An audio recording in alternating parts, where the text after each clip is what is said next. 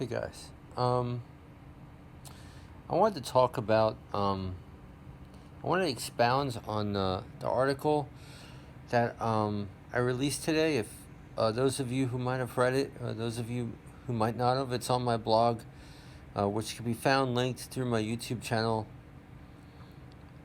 and it's about some prophecies that I found regarding the end of the millennial reign, and I know this is the last thing on people's mind. People don't want to hear this stuff, but now that I kind of,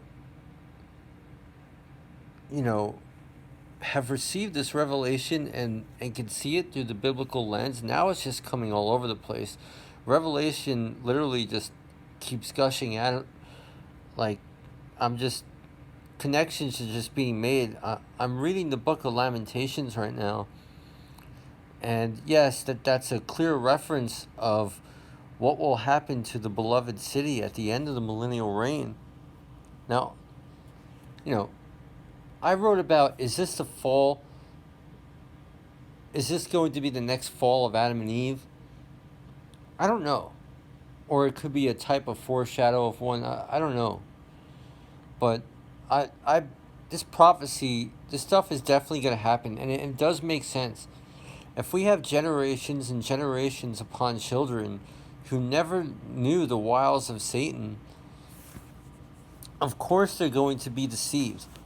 And, and it's interesting because the prophecies say that the enemy, God will be a wall of fire around the kingdom, at least for the millennial reign, Oh, I mean forever, but in the millennial reign. And there's a line in Lamentations, and one of the woes of Jerusalem, I wish I could find it. Here we go. Lamentations chapter 1 verse 10. The adversary has spread out his hand upon all her pleasant things, for she has seen that the heathen entered into her sanctuary, whom you did command that they should not enter into your congregation. And so we hear the devil always overplays his hand. And so if we have generations and generations of countless multitudes of in the kingdom who have never known the wiles of the devil, and the devil could get in and start bringing in mixed doctrine. You know what the devil does? Let your yes be yes and your no be no. Everything else is from the evil one.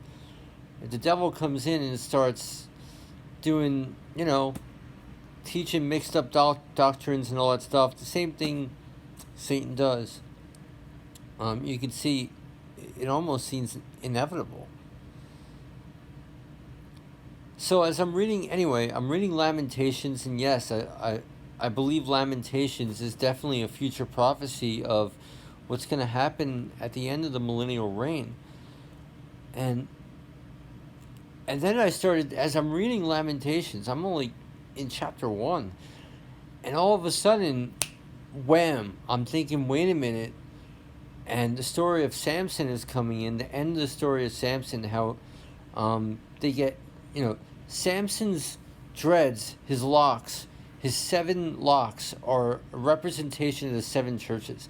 Now, if anyone reads the story of Samson, there is so much prophecy in there that I don't even think we have the ability to understand. It's just like every verse is just a rabbit hole of prophecy. I mean, it's really deep. It's such a deep text. It's inhumanly profound. And but anyway, I'm just thinking of the story of Samson as I'm reading Lamentations, and I'm like, well, Christ is supposed to rule over the millennial reign. This is what's going to happen towards the end of the millennial reign. Nothing. Towers of Babel fall. Nothing lasts forever.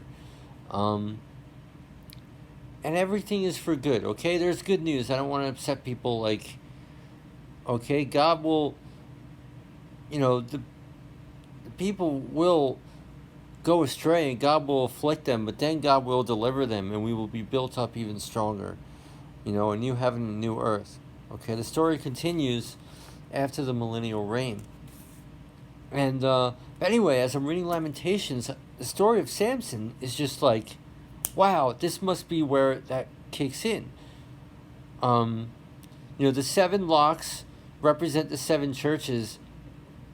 However Delilah fits into this situation,